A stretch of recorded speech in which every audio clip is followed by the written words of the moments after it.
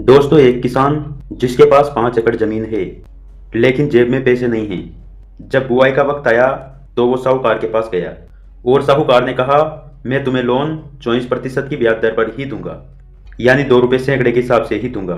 किसान मजबूर था, इसलिए उसने हाँ कर दी। अब जरा सोचिए, अगर उसी किसान को सरकार सिर्फ 4% ब्याज पर पैसे दे दे तो क्या वो साहूकार के पास जाएगा? दोस्तों, यही काम करती है किसान क्रेडिट कार्ड योजना, और यही है किसान क्रेडिट कार्ड यानी केसीसी का जादू। दोस्तों, 2025 में सरकार ने केसीसी में एक बड़ा बदलाव किया है जो आने वाली हर परीक्षा में पूछा जाएगा। इसीलिए आज की क्लास को ध्यान से देखिएगा। मैं पूरी केसीसी योजना आपको इसी क्लास में याद करा दूंगा। तो चलिए शुरू करते हैं। दोस्तों, 2025 में सरकार ने केसीसी की ऋण सीमा बढ़ा दी है। पहले अधिकतम 3 लाख रुपए का ऋण केसीसी से लिया जा सकता था, लेकिन अब केसीसी से 5 लाख रुपए तक का ऋण लिया जा सकता है, वो भी रियायती दरों पर।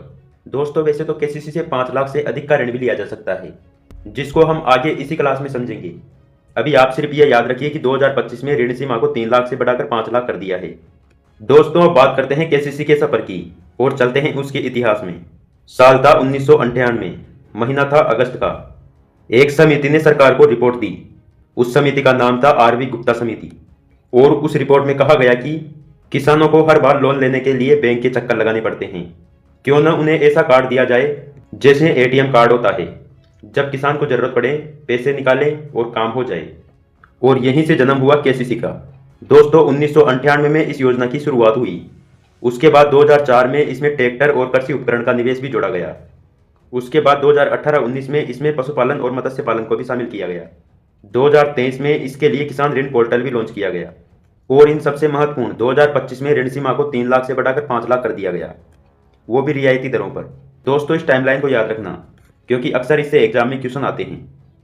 दोस्तों, अब आता है सबसे इंटरेस्टिंग हिस्सा। मान लीजिए आपने केसीसी से 1 लाख का लोन लिया।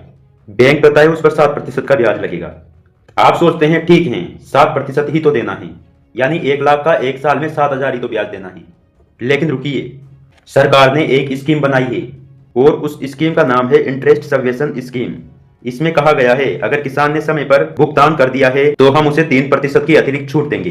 इसका मतलब जो ब्याज 7% का लगना था, उसमें 3% की छूट देने पर वही ब्याज अब 4% का लगेगा। दोस्तों, ये छूट तभी मिल सकती है जब किसान समय पर ऋण चुकाए। दोस्तों, मैंने आपसे पहले कहा था कि इसमें 5 लाख से अधिक का भी ऋण लिया जा सकता है। जी हाँ दोस्तों, ये पूरी तरह से सत्य है। लेकिन वो लोन 7% यानी बैंक दर पे ही दिया जाएगा। उसमें आपको 3% की छूट नहीं दी जाएगी। रियायती दरों पर ब्याज केवल 5 लाख तक का ही दिया जा सकता है। दोस्तों, एक बात बताइए, जब आप लोन लेने बैंक जाते हैं तो बैंक सबसे पहले आपसे क्या मांगता है? जमीन के कागज, गारंटी, या फिर आपकी कोई प्रॉपर्टी? लेकिन दोस्तों, केसीसी में एक प्रावधान है जिसे बहुत कम लोग जानते हैं। इसमें आपको 2 लाख रुपए तक का लोन बिना गारंटी के दिया जाता है, जिसके लिए आपको न जमीन गिरवी रखनी होती है, न कोई जमानतदार चाहिए, सिर्फ आपके पास केसीसी होना चाहिए, और आपको 2 लाख रुपए तक का बिना गारंटी लोन मिल जाएगा। दोस्तों, ये छोटे और सीमांत किसानों के लिए एक वरदान है। दोस्तों, खेती एक जोखिम भरा काम है। कभी बाढ़, कभी सूखा, कभी ओले, और अगर किसान खुद बीमार हो जाए या भगवान ना करे कुछ हो जाए तो परिवार का क्या होगा? दोस्तों, केसीसी ने इसका भी इंतजाम किया है।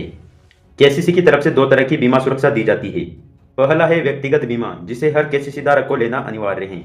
इसमें मृत्यु या स्थायी विकलांगता होने पर 50,000 रुपये का बीमा कवरेज दिया जाता है, और आंशिक विकलांगता होने पर 25,000 रुपये का बीमा कवरेज दिया जाता है।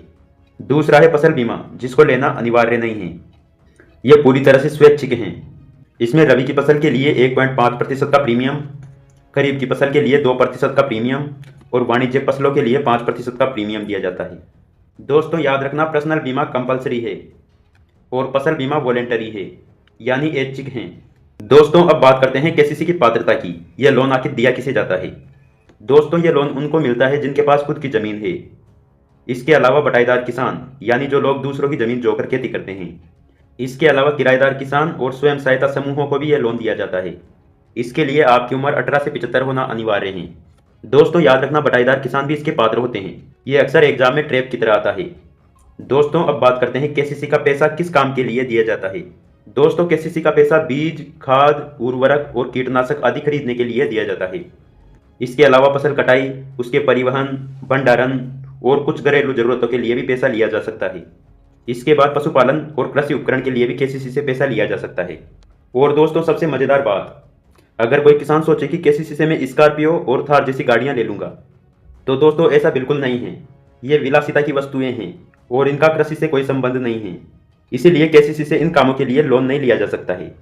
दोस्तों अब बात करते हैं हमारी क्लास की सबसे बड़ी खासियत रैपिड फायर की, जिसमें हम पूरी क्लास को एक साथ रिवाइज करते हैं। तो दोस्तों ये योजना आरवी गुप्ता समिति की सिफारिश पर अगस्त 1998 में शुरू हुई। इसमें 2025 में नई ऋण सीमा 5 लाख कर दी है। अगर समय पे भुगतान किया जाए तो इसकी प्रभावी ब्याज दर 4% की है।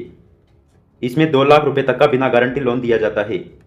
दोस्तों इसके भारत में 7.72 करोड़ सक्रिय खाते हैं। इसका 2026-27 का कृषि ऋण लक्ष्य 35 लाख करोड़ है।